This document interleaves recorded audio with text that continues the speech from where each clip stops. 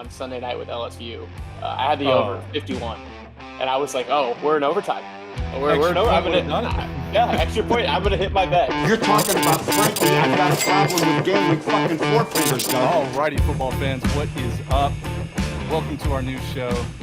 It's called Win Some, Lose Most. It's a football gambling show hosted by myself, Ben Upton, and the one and only Apollo Dez. We're doing this pretty much last minute. We planned this a week ago, maybe less than a week ago. And we both have a passion for football, and especially football gambling. And the gambling culture has really taken off, and it feels like now it's socially acceptable rather than like hiding under the blanket placing bets while you're at your girlfriend's house or your in-laws' house or whatever it is. But man, I'm excited about this. It's not going to be a long show, but I think the stuff that we're going to say is going to resonate with the listeners. So, Dez, what are your opening thoughts about not only NFL starting today, later tonight, but also after week 0, week 1 of the college football season? How excited are you to finally see the pigskin getting thrown out a little bit, or thrown around a little bit?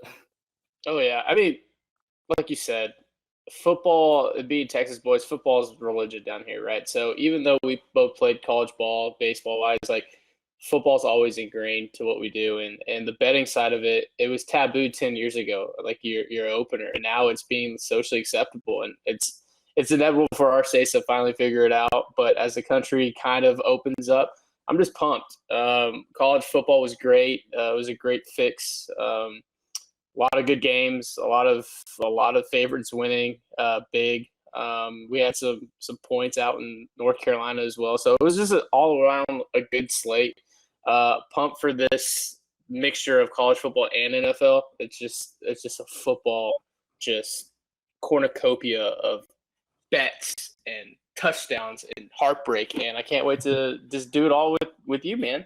Yeah, it's different. It's I know we're both baseball guys, and you mentioned it. But people don't realize we probably watch as much college football or NFL, at least for me, than I do college baseball, which is, my specialty sport. We both played college baseball, but on Saturdays in the fall, Sundays in the fall, we're glued to the TV, using our thumbs as our most important bone and muscle in our body to switch the channel back and forth, not watching commercials, praying that the over hits, praying for a college overtime where you just get points on points on points. There's just not much better than totally unwinding on the weekends, and just enjoying great college and pro football. So the way the show is going to work, we're always going to start with college football just because those games come first. Most of them come on Saturdays, and then we'll parlay that into the NFL talk towards the end. But I want to kind of focus most of our energy on college football to start, and then we'll go from there. But we're going to talk about the big games. I think we have a list of 8 to 10 games that we're both going to make picks for, talk about a little bit more in depth. Nothing too crazy. We don't know too many stats yet. We don't know who too many key players are, but that'll evolve as the season gets, it gets going. But the thing that we'll do after we talk about the 8 to 10 games is we'll talk about some like low-key games people aren't talking about, the Charlottes versus FAU, or whatever the case may be, Utah State and Utah Valley. And if we have some good plays on those games, that's where the money's made. You get away from all the public money and you just ride with Vegas, as I like to say. But let's just go ahead and introduce the 8 to 10 games that we have. Des just sent me over a really good list. It was a great graphic by Red Cup something. I don't know. But we're going to do, of course, Texas hosting Alabama, which is like the biggest game that Texas has had in over a decade. We got Baylor BYU, which is my favorite game. Tennessee Pitt, Wake Forest Vanderbilt, USC Stanford, Iowa State, Iowa, which is always my favorite game, at least I guess since last year. I watched that game and loved every bit of it. And then App State, Texas A&M, Arizona State, Oklahoma State. We got a bunch here on the plate. So I'm gonna let you lead it off here with. Are you going to the game? Yeah, Alabama at Texas. You'll be there, sweating your balls off, drinking some cold beer. Yeah, we'll be blacked out by kickoff, I think. 11 a.m. start, a little weird. Is that like? I was going to ask that. Is that normally early for Texas games? Because it feels like it is. Yeah, it was because I think Fox had the first pick like for their primetime game, and their primetime's the noon game or whatever, so noon Eastern, 11 Central, and they picked Texas Alabama. So TV rights won out, and that's why we're not having a primetime game. But be sweating my balls off. It's be a lot of fun, a lot of alcohol consumed, a lot of points on the Alabama side.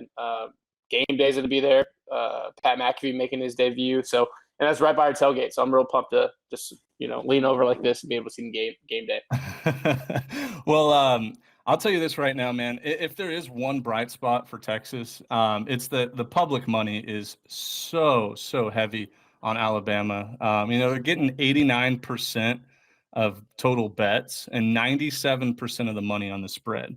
So, Vegas, the odds makers at Vegas, they stay in business for a reason. And in games like this, big primetime games, the whole country is going to be watching. I will 100% of the time fade the public. And even Bama? Even Bama. And I know you don't get rich betting against Alabama. And of course, like the line has shifted like 7 points since this line came out in May, I believe, or June. But yeah, I mean, Texas is a 21. Is it 21 now? Last time I saw it, I think it was 20 and a half. Yeah, I think it's sitting at 20 and a half right now. Offshore. 20 and a half point underdogs at home. Sark and the boys are going to be ready. I hope they play it close in the first half, because if they don't, I think it gets really ugly. But I mean, give me 21 points. Give me 20 and a half points at home against Alabama. And I think that's the smart play here, just to fade the public. Yeah, I mean, I don't usually try to bet with my heart, and I'm going the other way with Bama. I jumped on the early line of over 61. That's gone up to 65 and a half. So I feel really smart about that one right now. But it's just Alabama has a Heisman Trophy winner. They have the best defensive players in the country. And Texas is so young. I'm really looking forward to this matchup next year when Texas has more, their youth has more starts. But Sark needs to scheme up hopefully 10 points in his first, 4 drives that he's been building out. Because if we don't get points on his opening drives on his script, that over could fall. We might see like a live line, like a 55, because I feel like Texas just needs to score early just to show like, hey, we're here. And then obviously Alabama's just going to flex their muscles. So that's what I'm worried about. I don't know if I'm going to touch the 3-possession game just because – look, we all know the dreaded backdoor in the fourth quarter in garbage time. God, like the worst. It's like if you've been on the right side of it, like it's like seeing a comet, but being on the wrong side of it's just like a chore. It happens every week. You just see some garbage time backdoor. Like they had their backups in, even though their backups at Alabama could start anywhere in the country. Like if that happens, I'm gonna be sick. It happened to me, Georgia Tech and Clemson on Sunday night. I had Georgia Tech plus whatever. I mean, I think it was 24 and a half. Plus 24 and a half. It was 14-10 in the third quarter. And then, all hell broke loose and they didn't cover. Lost by 31. So we'll have a heartbreak segment starting next week once we get it rolling, because I had one on Sunday night with LSU. I had the over 51. And I was like, oh, we're in overtime. We're in overtime. I'm gonna done it. Extra point. I'm gonna hit my bet, and also had a prize pick of rushing yards for the quarterback, and he was 2 yards short. I was like, oh, he'll scramble for 2 yards in overtime. Like we'll get the prize pick and we'll get the over, and a missed blocked extra point. Disgusting. Just bad beats all around. But hey, that's last week. We're talking about It's this all week. last week. Yeah, we're this not is going to good talk mojo. about. Yeah, we're not going to talk about me live betting LSU when they're down 14 in the fourth quarter. Yeah, we're not gonna mention that. But whatever. I like the over as the play. Now, I like you said, if Texas doesn't get points, this over is not hitting. And there's a good chance that Alabama's defense is the Georgia of defenses last year. Kind of parallels just a very old veteran squad. Will Anderson could easily win the Heisman this year. So I don't know if I'm be touching the total. I might live bet it though. If it starts out fast, I might hammer it under. If it starts out slow, I might hammer it over. But I think Texas, 20.5 is my play, and I'm just going to stick to it. I know I'm going to look dumb if Alabama wins by 40, but it is what it is. The next game that we have here is let's see. I got an ESPN ad playing in my ear right now. Oh, that's the worst. That's the worst. Gosh, I pulled up ESPN for literally 30 seconds, and I get an ad just blasting in my earphones. So they got to keep the ESPN Plus. Yeah. Yeah, it's all good. Let's talk about this Iowa State-Iowa game. It's in Iowa this year, and if you like points, do not turn this game on because it is going to be a low, slow, not Punt entertaining. galore. Punt fest. It's going to be an absolute punt fest, or at least that's the way I see it, and I think the whole country sees it that way.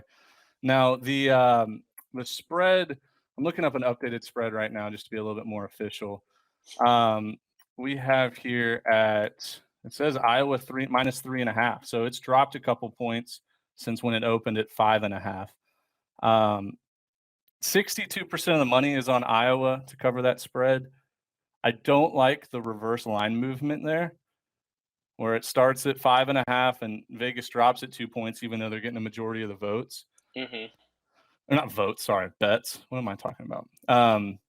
So if that reverse line movement is true that I'm seeing here, I'm going to take Iowa State and +3. Dude, 3.5 points in this game is very equal to like a 20.5 point spread for Alabama, Texas. Like points just are not going to come. So might as well take +3.5 here and just hope it's like a 17-14 game. I don't hate it. It's just my ADHD will make me sit there and watch this game. Like I won't be able to. Like I'll catch the highlights on Twitter and I'll be like, oh, sick! It's a field goal game in the fourth. It's 3-0. Exactly. And there's been like 75 bombs and punts because that's what both programs do. But if I think you're right on that, and if you get the hook as well on it, I don't hate that bet. I'm not gonna touch it, but like you said, points are being a premium. If they're gonna give you free points, that could be a whole quarter worth of possession if you think about it. So 100%. If anything, I would touch it. Maybe the under 40.5, just because it's just there's gonna be. I wish there was a prop bet for how many punts are gonna be in this game. God, man, I'm looking at the over/under right now, and this is even worse reverse line movement. 73% of the money is on the under, and the total has dropped. Oh my gosh.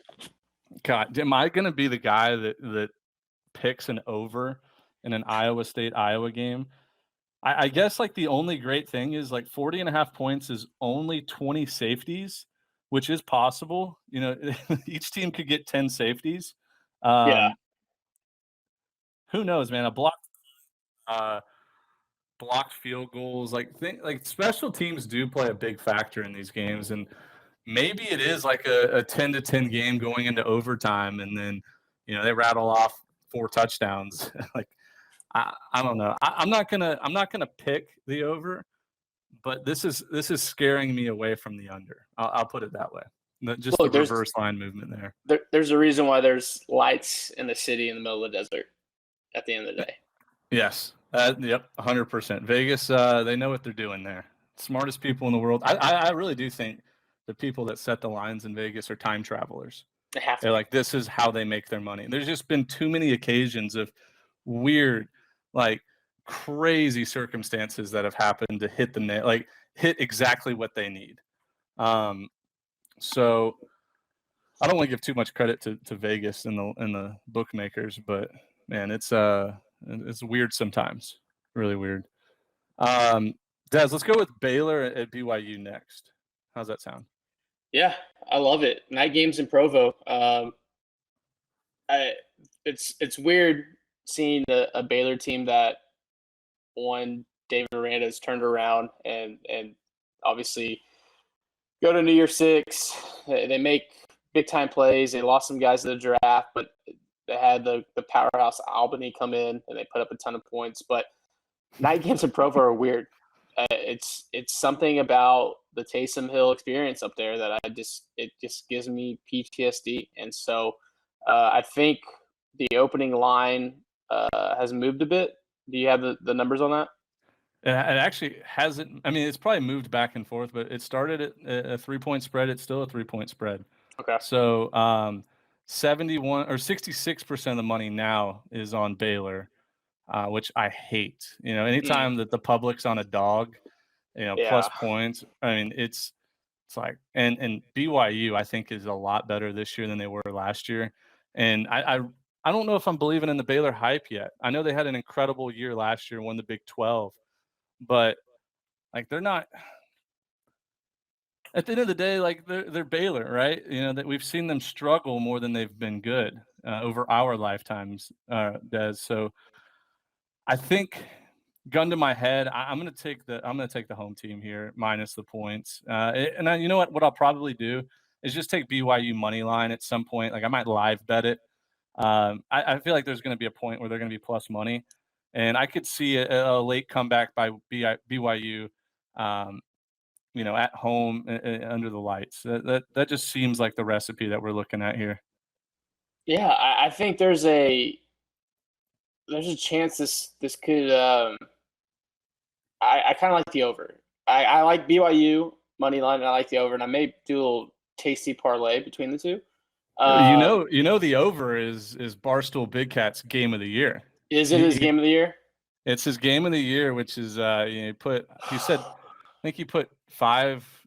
He said 5 units, which I imagine is probably $100,000 for him. Yeah. On the over 53.5.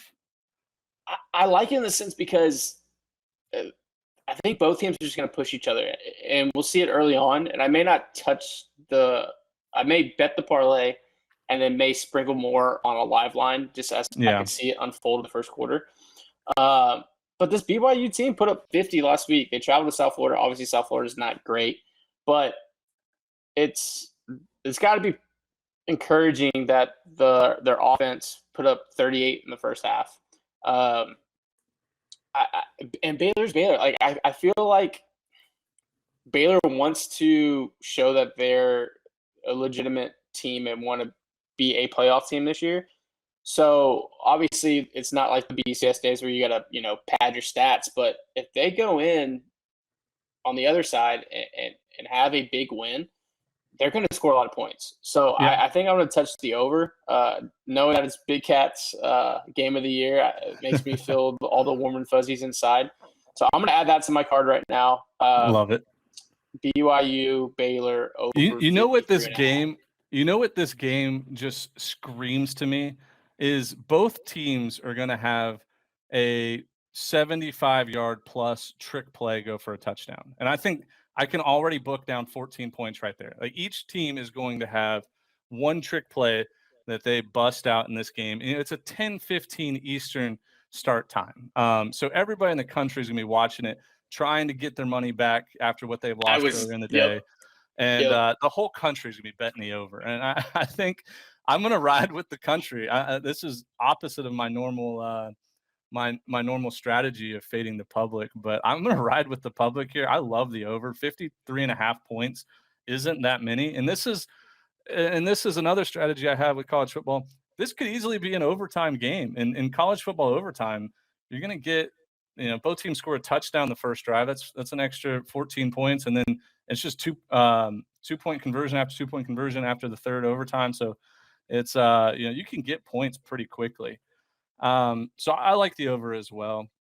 I think this is also future me looking out, or present me looking out for future me, because drunk me on 6th Street after a Texas loss, trying to fumble this bet and put it in, I would mess. I would fat finger a back bet, and then I'd be Yes. stressed the entire night. So if I'm locking in it now, I don't have to You can worry like about. forget about it. Yeah, I can just forget about it. Yeah, You'll pick up in the I can let third my phone quarter and die.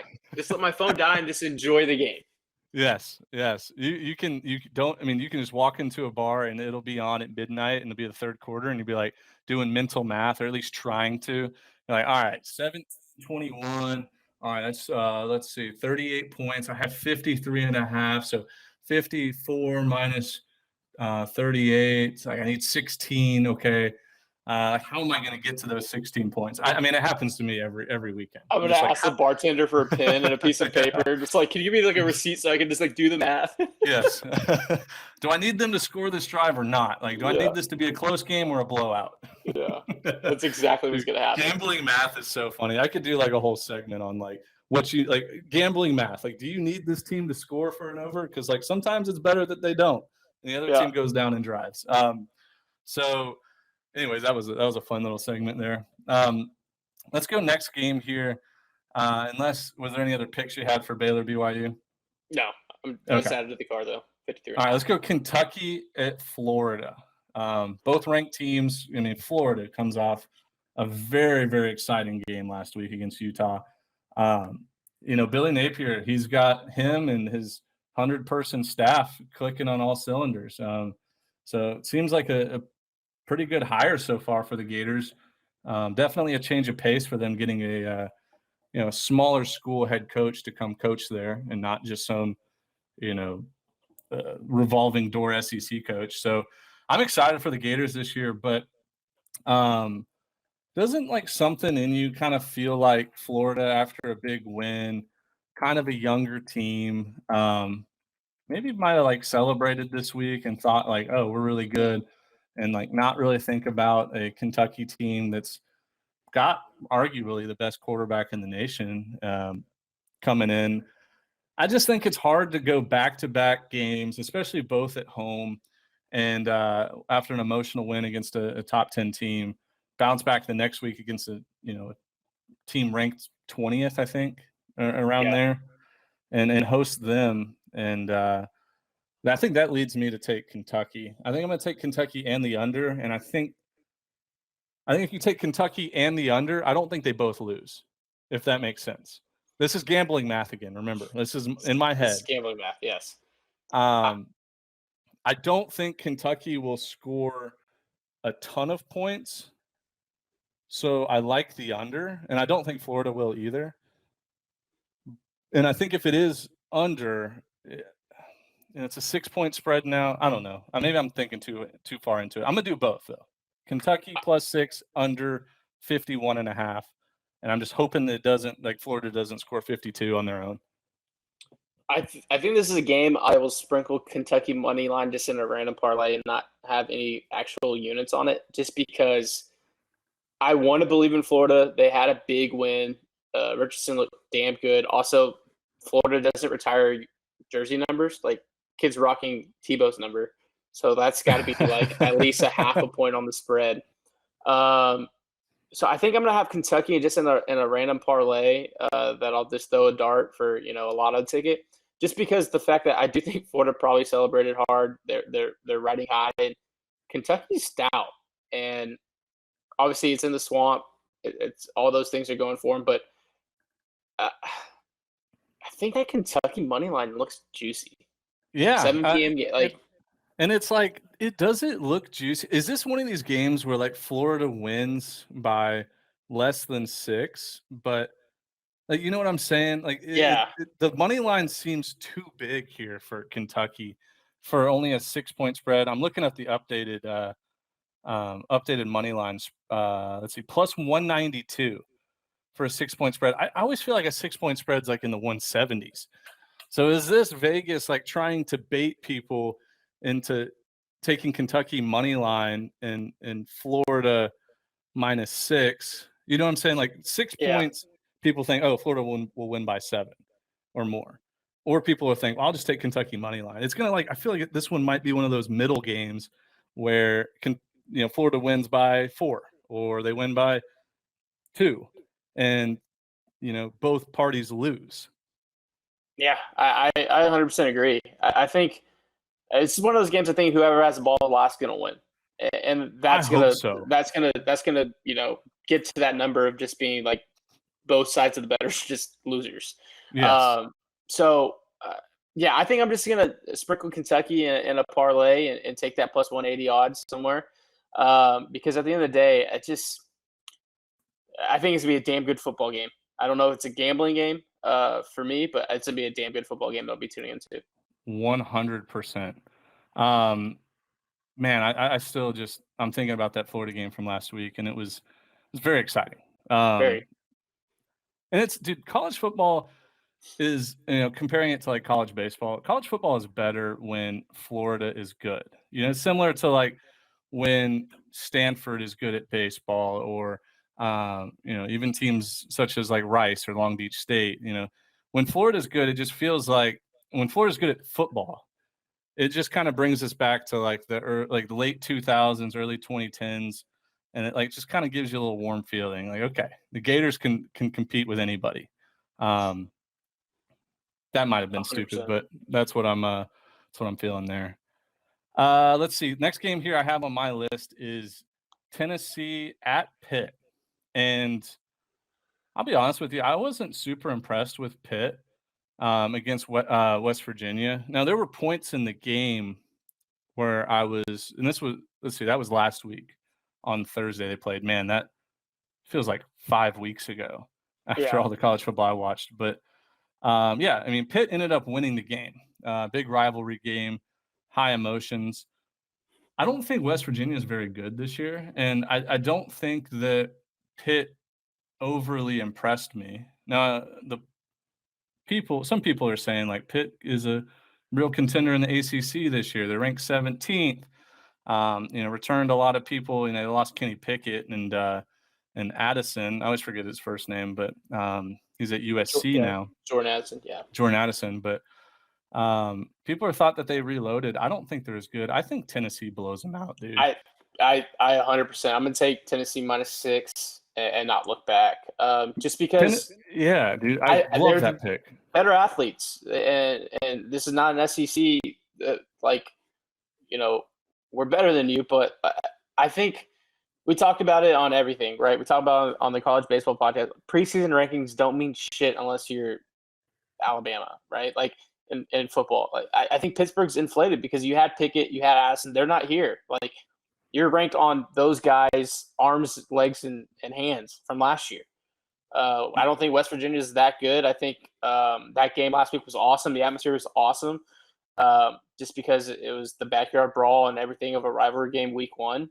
But I think this is a major letdown spot. I think Tennessee may boat race them. Dude, Like, and nothing makes me more confident in this game than like the SEC just pure dominance last weekend.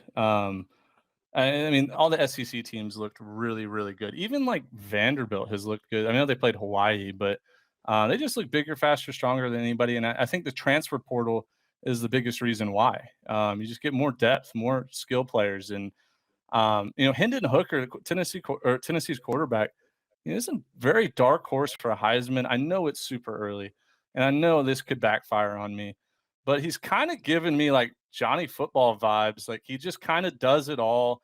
I know he's a senior now, but he has the capabilities to run and throw for a ton of yards this year. And yeah, I think Tennessee just goes in and pummels Pitt. Tennessee money line at -244 will be in every parlay I make this weekend, and I'll take them 6.5 too, whatever. But Tennessee money line just seems like, I know it's juicy -244, but they're not going to lose this game. I don't see any way that they're going to lose it. and also think for Hooker, it's like now or never, right? It's like it's always been like, hey, this guy is capable of doing this, is doing it. He's at Tech, right? But now at Tennessee, like, hey, it's now or never for this cat. And so I think and Vegas has a high over under. I think the line offshore is at 67. 66.5 is what I'm showing here. 66. Okay. Like, so points are going to be there. I just think Tennessee's going to be better. And you're giving me that 6-point spread. Okay, I'll take it. That looked bad. You know what's going to give me trouble all year? I know they played against each other last week, but like Keaton Slovis and JT Daniels, I'm going to get them mixed up all year. In my head, JT Daniels is the quarterback at Pitt and Keaton Slovis is the quarterback at West Virginia. I don't know why they're so interchangeable. I guess because they both came from USC a long time ago, but like them just transferring around everywhere in their career. I'm gonna think that JT Daniels is gonna be playing quarterback for Pitt until like the third quarter. I think at the end of the day, there's going to be games that come across the board that we're just like, don't overthink it. Like, don't overthink. We're just see the ball, hit the ball. We're not gonna think about it. We're just gonna react. Yep, 1000%. Next game here is a little fun one. I threw on the card. App State is coming to Texas A&M, and everybody knows a legendary game App State played last week against North Carolina. I mean, that game was over 10 different times before it was actually over. Yeah. Ton of points. I think it was like over 100, 110, 120 points between the two teams. And there were just so many fast drives that like they scored so quickly. Even there was an onside kick returned for a touchdown in late in the fourth quarter, which was a bad football play, by the way. There was 40 points in the fourth.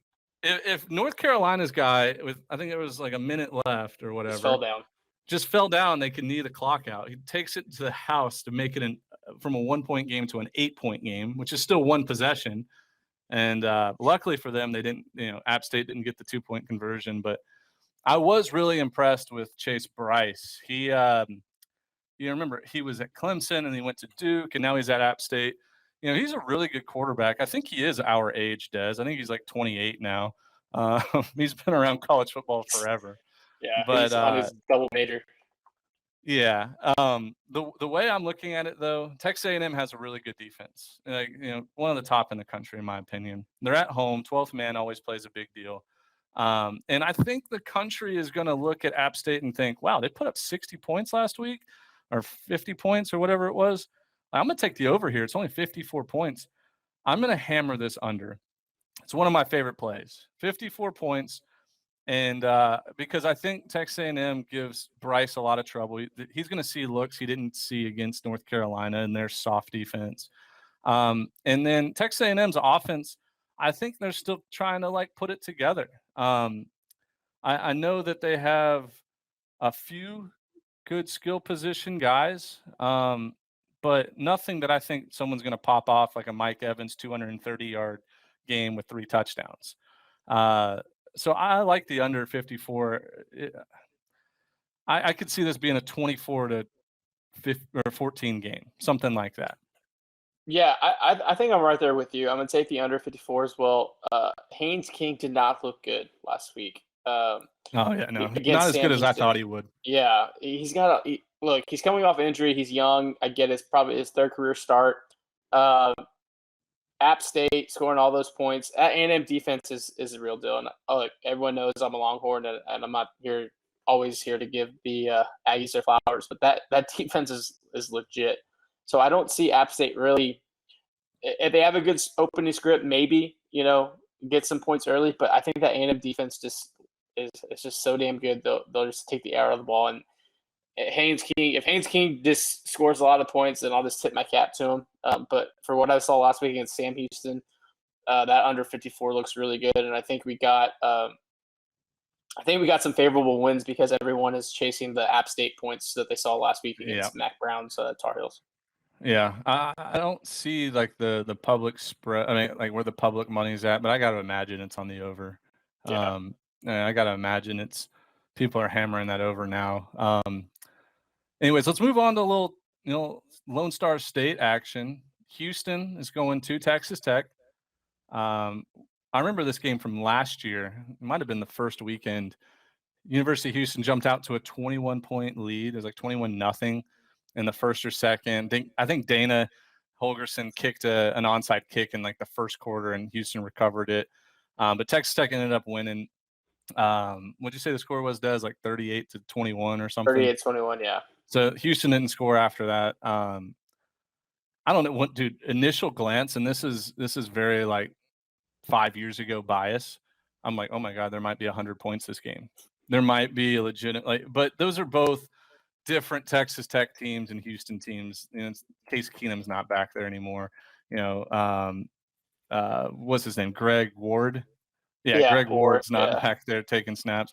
Although I do like Clayton Tune a lot. I think he's a really good quarterback, especially, and he's going to do great in the American Conference once again. The spread right now is 3 points, but it's not where I thought it would be. I thought Houston would be a 3-point favorite here. But it's actually Texas Tech who's a 3-point favorite at home. And the total is at 64 points. So the reason why I brought all that up in that way is because in my head, I'm like, okay, Houston -3, and I'll take the over, whatever it is. It could be over 99.5. I'll take it. But then it's like, whoa, these are different teams here. Like I think I actually like Texas Tech -3 at home, because the way I look at it is, I think Houston won a absolute thriller of a game last week against UTSA. I watched every snap of that game. It was, because I love the Alamo Dome and I love the atmosphere they have there, and it's great to watch on TV. But I think Texas Tech is a lot better than UTSA this year, and I think they're not going to make as many defensive mistakes. So I think what I'm doing here is I'm going to take the under in Texas Tech -3, which is really risky because Houston could put up 40 and my bet's dead. Yeah. But dude, I'm going to go probably Texas Tech -3 in the under here. So I'm going the complete opposite way. I have the over 63. I think you're falling for the cheese here, dude. I am, because this is a watermark bet for me, because last week I had the over for U of H UTSA and I got it due to an overtime miracle. Yes. But I do think all the hype of the preseason, Clayton Tune coming back, Nathaniel Dell being one of the top receivers in the country, UTSA, Coach Traylor over there, Texas high school football coach, rose through the ranks, was at Texas as an assistant, then Arkansas, and then got his first head coaching job at UTSA. They're a well-coached team. I think UTSA next week could give Texas some trouble. We'll talk about that next week. But I just was like, man, this game just doesn't set up well for U of H, because I think they've been reading their press clippings. I think they've been hearing how good they are, and UTSA punched them in their mouth, and they snagged a victory out of the jaws of defeat. So I'm betting Houston this week just as a watermark test, because I feel like they had to get dialed back in.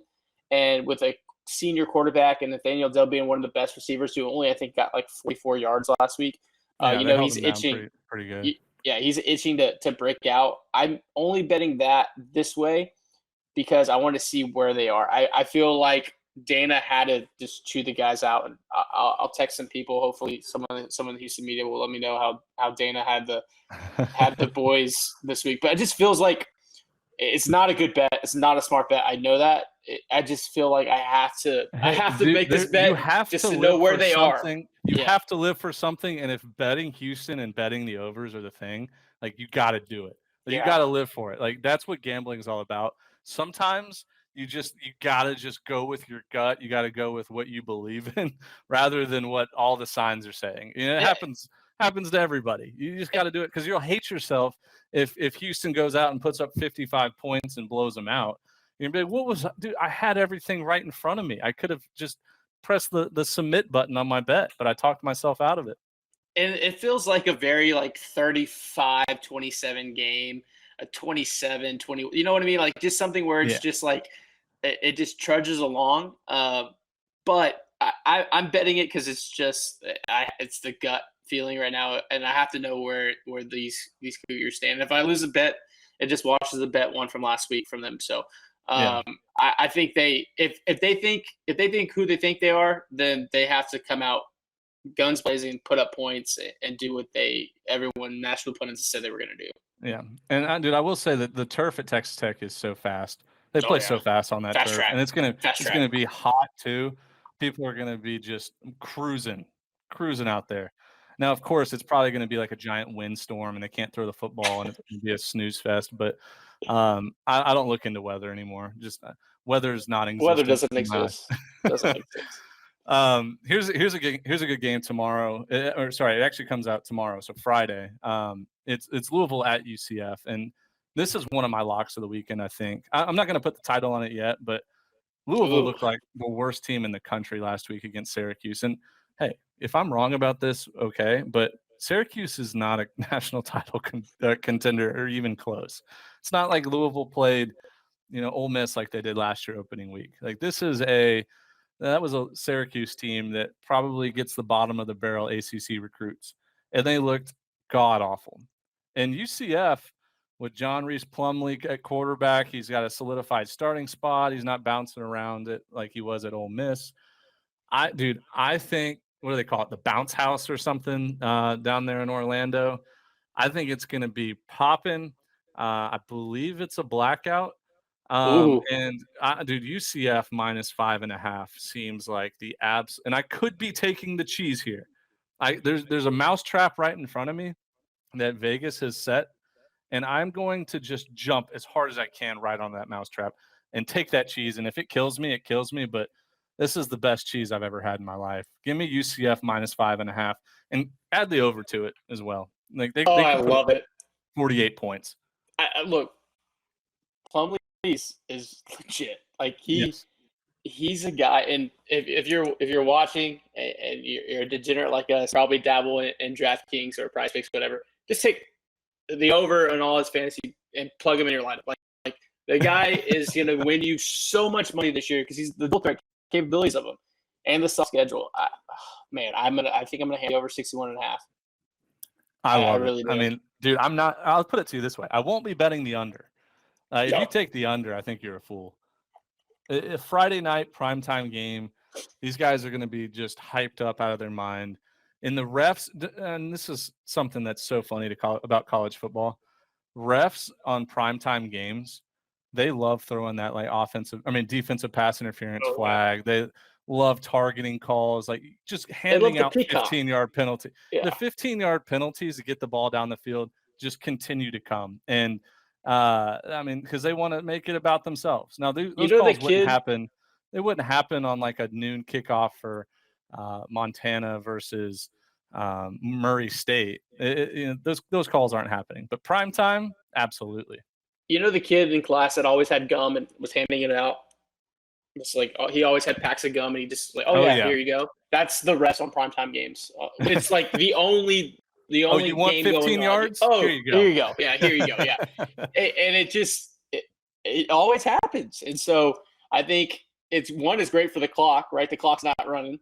That's gonna be great for us. Like always stops. You see, I'm not great with math, but when it comes to sports and gambling, I'm doing calculating. I'm like, okay, this penalty is gonna give us another 1.5 possessions down the road. Like, yes, I love it.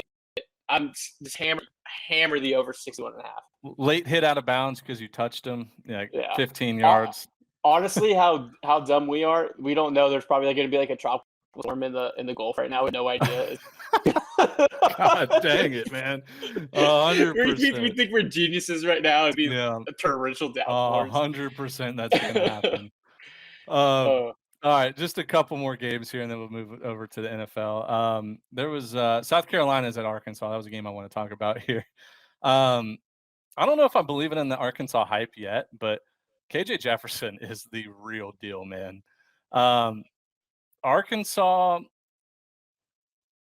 I trust Arkansas way more than I trust South Carolina right now. I think they're both on like the same platform as far as how my eyes see the SEC. Like they could surprise teams and they could beat pretty much anybody other than like the top, the Georgias or Alabamas.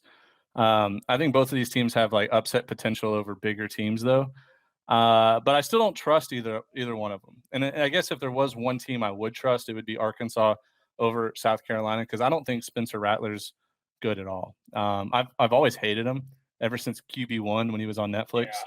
Yeah. And then, he just wasn't fun to root for at Oklahoma. I know you probably never seemed to root for him while he was at Oklahoma, which is understandable, but he didn't look good last week against Georgia State. And I watched the game because I'm living here in South Carolina now. So I mean the spread, it scares me a little bit. Arkansas is a 9-point favorite, which it's like, God, man, I'm gonna have to just swallow that and take Arkansas -9. But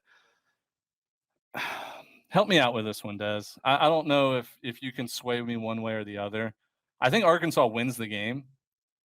I just don't know if I want to take them -9 or if I'm going to just take South Carolina +9. I think the under may be the play here, and I hate betting unders, but this Arkansas defense is stout. Catalan back there, they run that 3 safeties, high look. South Carolina has a pretty stout defense, but I will say this: you brought up a good point.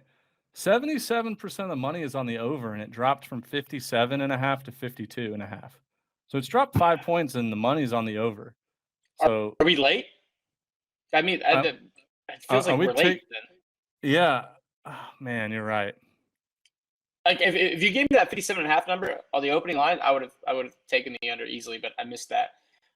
We are late. Wow, I had it backwards. Yeah, we're very late. We're 5 points late.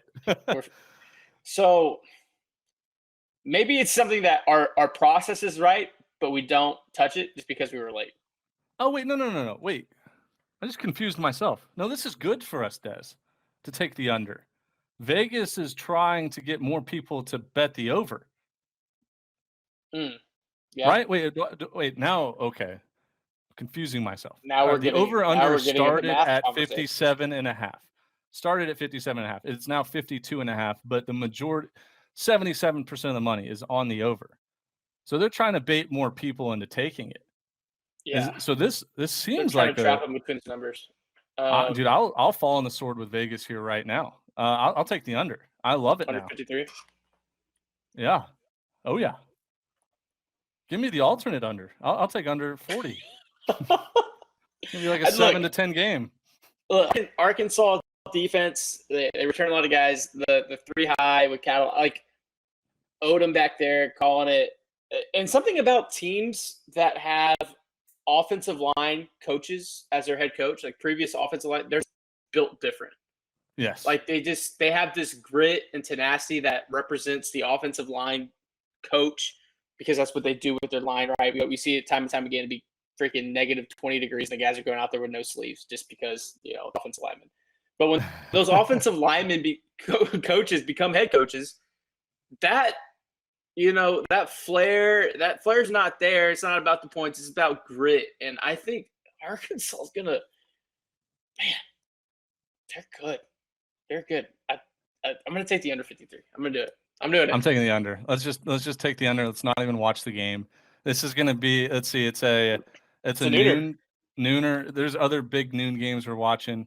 So yeah, this will be one of those that like you'll check on the score bug in the top right corner, like every, it'll flash like every 20 minutes or so, and you're like, okay, no points, right? And right, the best thing we'll know by 1:30 p.m. Oh, dude, I think we'll know by 12:35. After the first couple drives, if it's still 0-0, I think we're in good shape.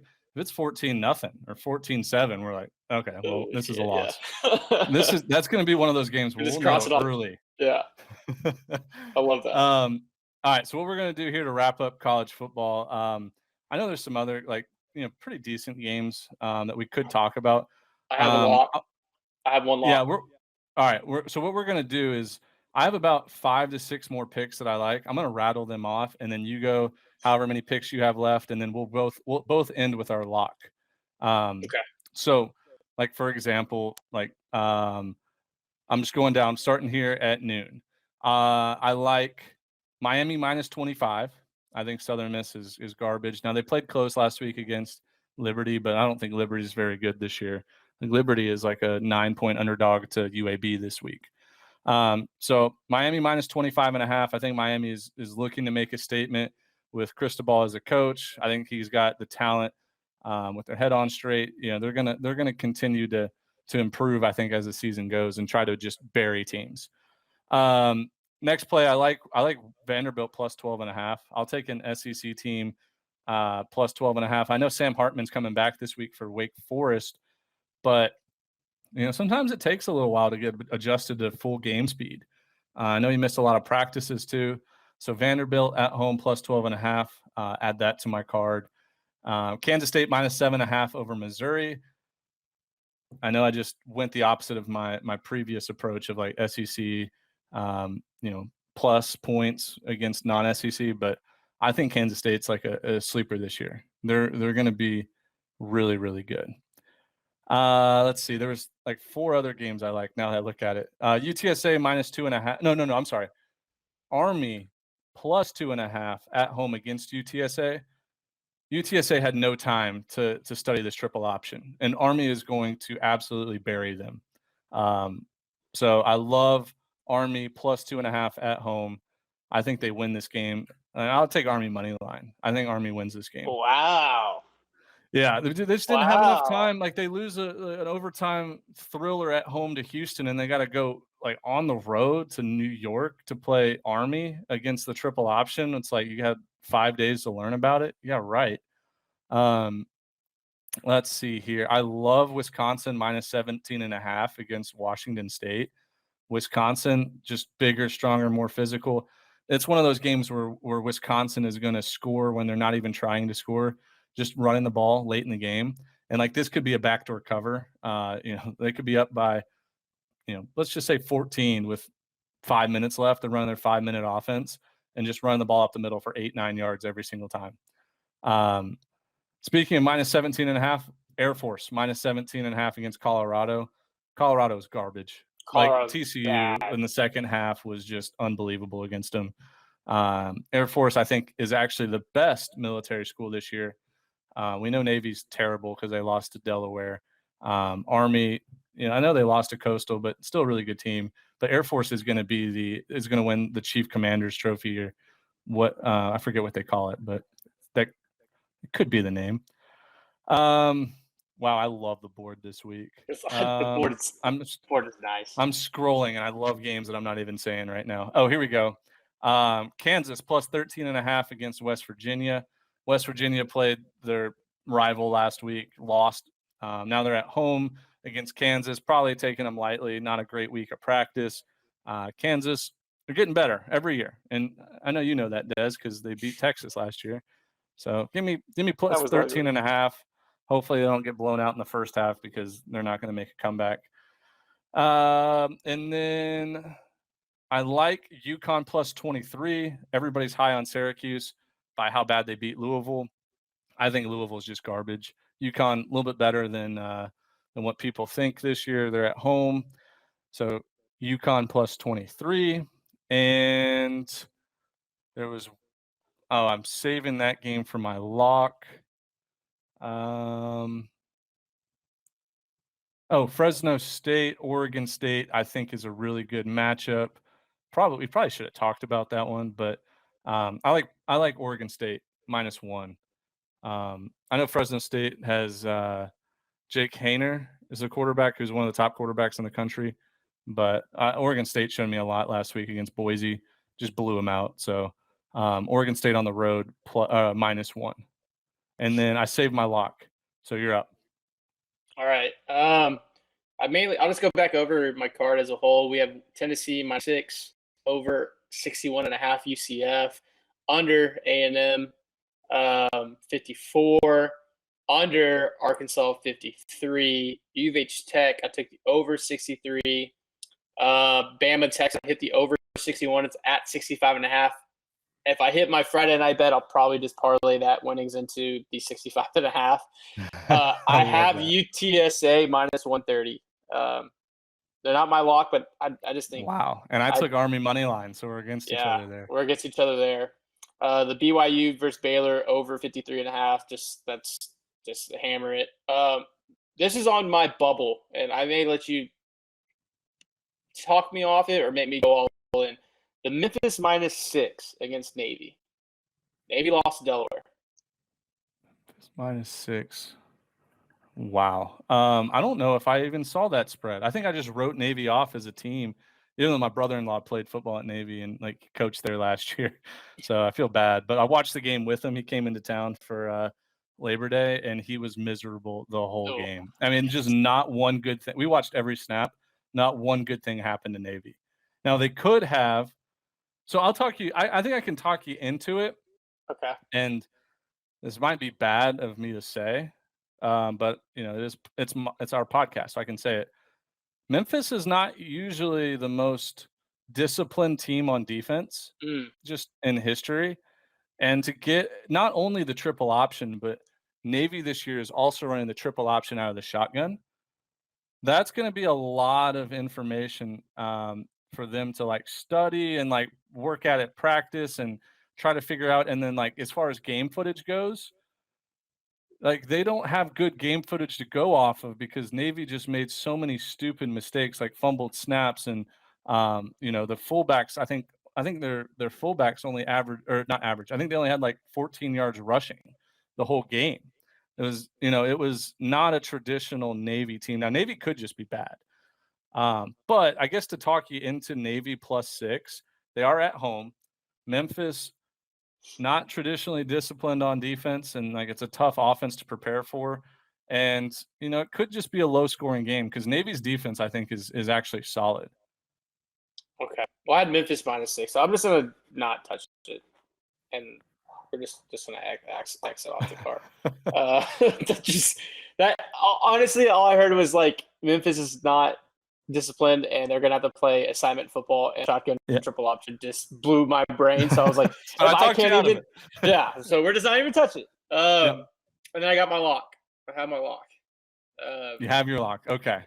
So, how funny would this be if our locks are against each other? I don't think they are, because we never talked about our locks before the show. You want me to go first? Not. Yeah, go first because I'm going to build mine up, and I'm just going to just pray that you do not say this one team's name. Well, let me ask you this: is this an over/under lock, or is this a? It's a dumb spread. We dumb spread. Okay, we actually might be on the same page here then. Okay. It's Michigan. -51.5. And all right, so that's not mine, but I knew Hawaii is this bad. 51.5 is so many points. But just give it to me. Last week, just bet it. Don't think about it. Wake up Sunday morning, get ready for the NFL prep, whether you're doing DraftKings, you're betting on your bookie or whatever it is, and just take the winnings that Michigan's going to give you. 51.5. History. Do you want to be a part of history, listener, watcher? You want to be part of history? 51.5. Take it. At what point do you call it like a dead bet? Like if Michigan's up 21 in the fourth quarter, even if they're up 21 at halftime, are you like, okay, this is probably dead? In the water. Yeah, we got to be up 42, probably early third. Early third, 42 points is no. I think you go a little bit lower. If they call the dogs off. So wait, what is 2 touchdowns minus 51? Is that 37? So I think if you get to 35, the problem is you're not going to kick field goals if you're Michigan. Now, I will say this. If there's one thing in your favor, it's that Michigan is starting their second quarterback because of a quarterback competition. And that quarterback competition is going to help you tremendously in this 51-point spread because Michigan's going to try and showcase, their other quarterback to see what he's really about. And I apologize. I don't have his name in front of me, but I know it's a well-known guy. Just shame on me, whatever. So I do believe Michigan's going to try to run up the score. Not run up the score, like embarrass them, but just they're going to play their game. They're not going to have Hawaii dictate how they're going to play their game. And Harbaugh doesn't care about the other side. Yeah. He wants his guys to play good. So, like even if they're up 48 with 4 minutes left, they're going to pull a Clemson and try to drive down the field just to score, like to show what they have to offer. Now Hawaii is garbage this year. Like they just get pushed around on the line of scrimmage all the time.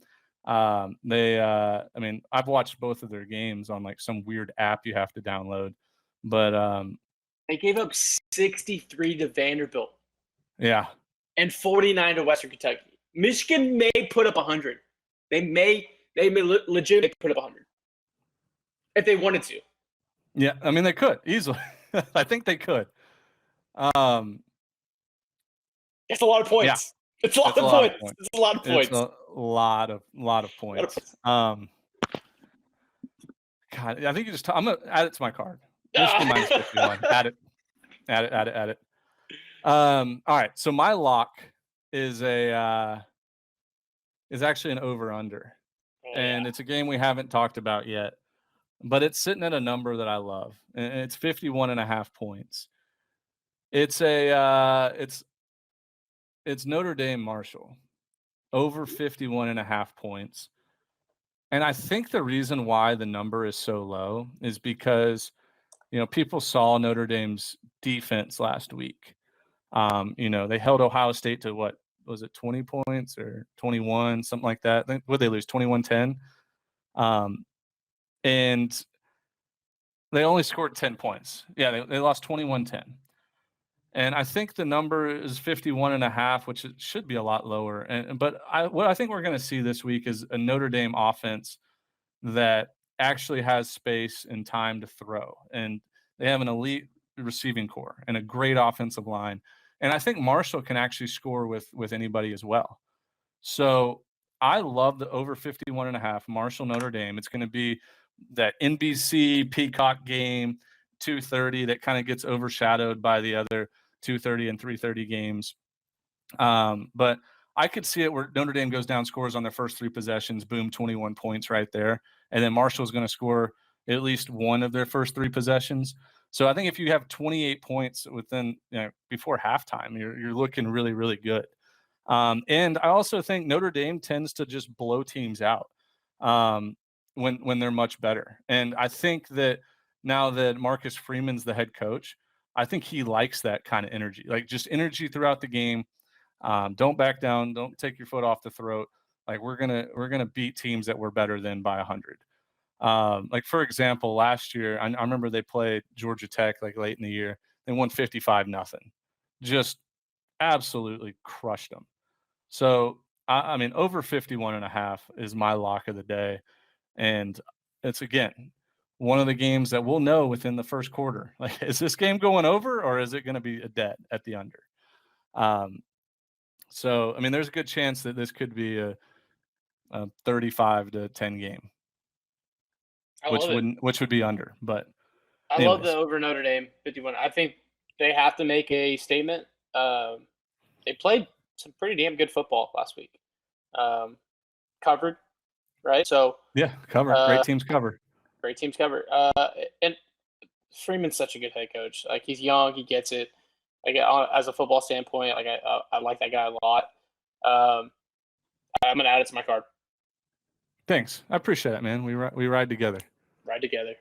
And I'm sorry if it loses, but I don't think you really care about it if Texas gets blown out. So yeah, I mean, I'm just hoping I hit enough bets that when I go to 6th, that it's just bankrolling the day. Yeah. After the Texas loss. Like, hey, and then guess what? If they lose a ton, just put up a T-shirt at Apollo, and then just put up a T-shirt, and you guys sell it, and you'll make your money back. But all right, cool. So that wraps up the college football. I know we're running like over an hour now, so we'll make the NFL segment a little bit shorter than what we originally planned. But you know what? To be honest, like if you haven't gotten your NFL like news and updates, and there's a million NFL gambling and fantasy football stuff out there. If you haven't gotten your fix on that yet, like I don't think you absolutely need us, but we're going to give you guys our opinion. So let's talk about the Texans here a little bit. How we feel about them? How we feel about the old Texans? Yeah, I think they're going to be more competitive than they were last year. I still think they're going to be not. I have a T-shirt idea. Hold on. Yeah. It just pops into my head. Hold on, Des. T-shirt idea for the Texans. Maybe next year, but you spell next NECKS because of Davis Mills' neck. Davis Mills' neck. You have Davis Mills like as a giraffe, or at least just a very elongated neck, like a picture of maybe a football helmet, so you don't put his face, name, image, likeness on it. But something about maybe next year Write that down. You guys get creative write with it it. Something about instead of the word next, like NEXT, you put NECKS because of the long neck. because of the long neck. Sorry, I cut you off, but I had to blurt that out. It's on the board. Okay. Yeah, I think look, Damon Pierce, RB1, fresh legs out of Florida, rookie. He's gonna be good. Obviously, growing pains there, rookie running backs, but Davis in year 2 should be better. I think I'm all in on Brandon Cooks in fantasy across the board. Just having a guy in the slot that can get garbage time, like he's gonna get 12 targets a game. He gets 6 of those for, let's say, 10 yards, and he falls in the end zone once, sitting at 19 points right there as your floor. That's good value. So yep. very, very good value. He's a guy that I'm very hyped on. But the week 1 matchup, Colts at home. Texans are a hometown dog. I don't hate. Am I dumb for thinking the Texans +7 they could cover? Yeah, I mean that I'm glad you brought it up. I'm feeling the same thing. Like Texans +7 at home. They got blown out by 30 last year twice by the Colts. People are high on Matt Ryan. He stinks. Dude, 7 points in the NFL is so much. Like, 7 points is a lot. Because what would happen is like the Colts could be up 14 late in the fourth quarter or 13, let's just say, late in the fourth quarter, and Texans just go down and drive the ball, boom, boom, boom, and then the Colts can run off 5-6 minutes just because the clock doesn't stop. The clock doesn't stop in the NFL. But the Jonathan Taylor part does scare me because he could take over a game.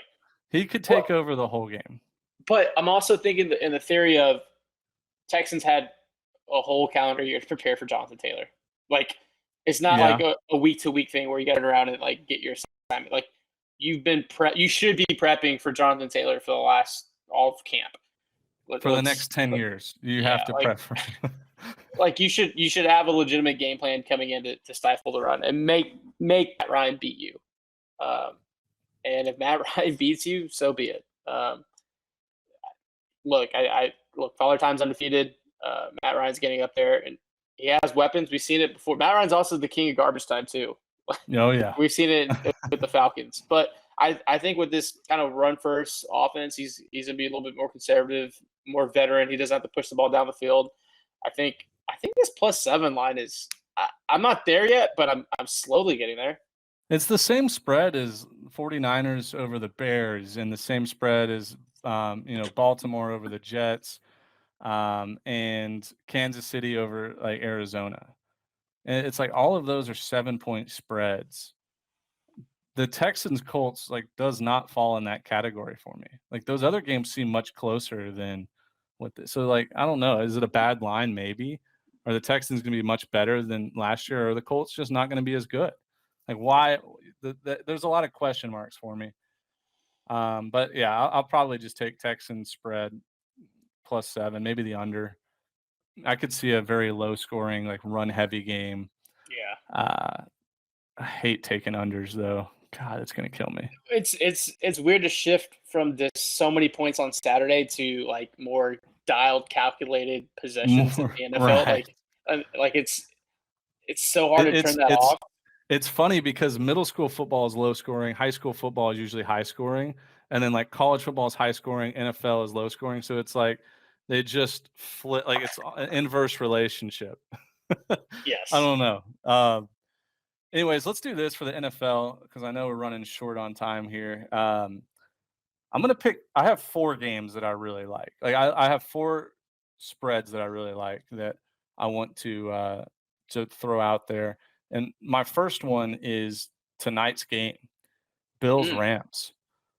Okay. Bills are 2.5-point favorites, and the over under is at what's the current line?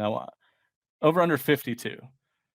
The whole country, bro, is going to be on the Bills, and they're going to be on the over 52. So I have a sucker play for myself, and I call it a sucker play because I hate teasers. But I'm going to be doing a 6-point teaser, and it's going to be Rams +4.5, which I think 4.5 is a big number in NFL because touchdowns, field goals, like the 4 can get there. Like people don't think about a 4-point win all the time, but they're like a 31-27 game happens a lot in NFL, or 27 to, I guess 27-23 doesn't really happen. Hold on. 24-20. Like that's a good like 4-point thing. So I like the plus 4.5 versus the 3.5. And then I'm going to go under 58. So under 58 plus 4.5 Rams. I just think the whole country's on the over, and Bills minus 2.5. Now the Bills could win like by no, I'm sorry. It's not 4.5. It's 8.5. What am I saying? The teaser that I was looking at was non-existent. I was thinking Bills plus 4.5. I want Rams plus 8.5 under 58. That's what my teaser is. I'm sorry to the listeners that they were probably like scratching their head, like, what is he talking about? I think that's a good number. Yeah, because that 52 is very tight. yeah. It could fall, like it falls either way, I think. But having that cushion, I think that's a good spot you're at. Mm-hmm. Second game I like, Bengals minus 6.5. That's going to be at Sunday at noon. I think the Bengals just continue what they started building the second half of last year, and the Steelers. I mean, they're starting Mitch Trubisky, man.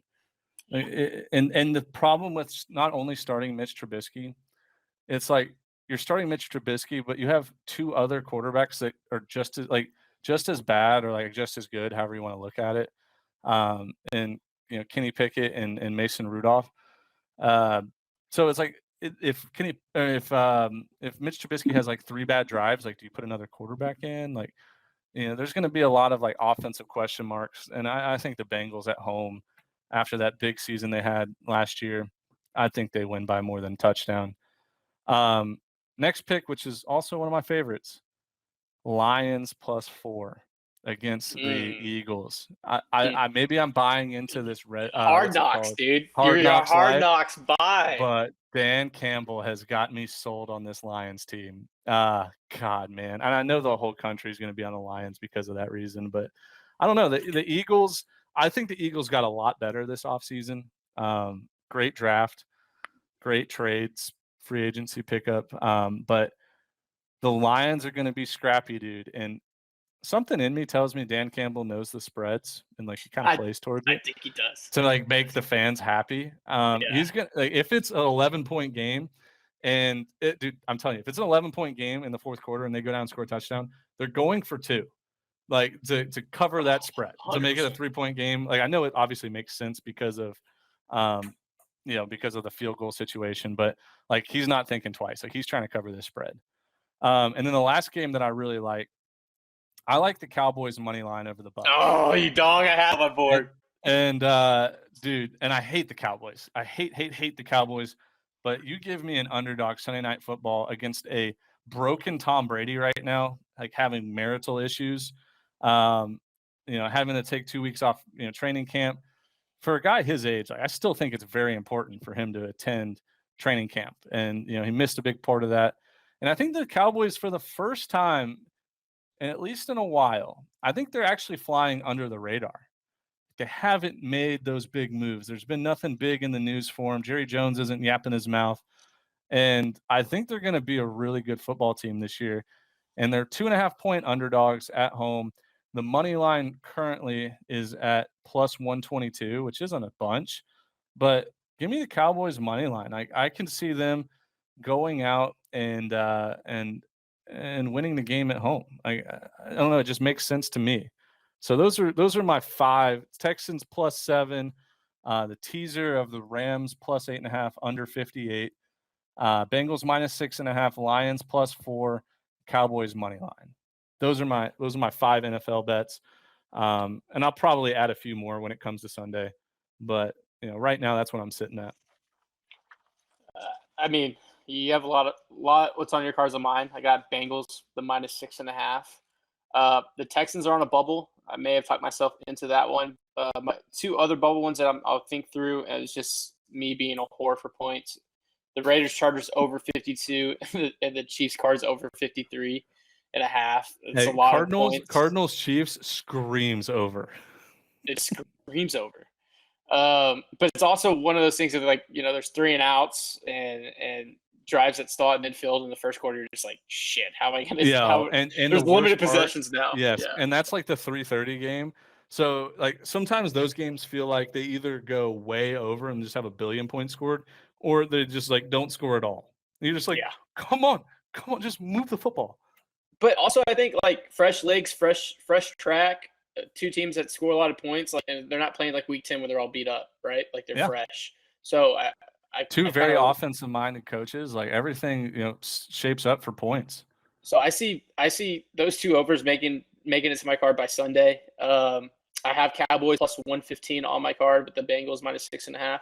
The under 51 is kind of something I've been staring at. The Cowboys offensive line is beat up. They just signed veteran Jason Peters after Tyron Smith went down. They're going to feed Zeke the ball because Jerry wants to make it happen. If you want to take away a CeeDee Lamb, just double team him because there's no other receivers on the team. Like they're putting it all on Dak. So that leads to me thinking Dak's going to scramble, make plays out of the pocket. No Michael Gallup this week.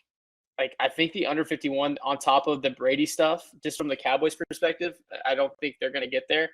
I think the Cowboys win, but I think it's going to be low scoring. Dan Quinn's a damn good defense coordinator. He's been preparing, all training camp for this game. You just talked me into the under. I think the under, dude.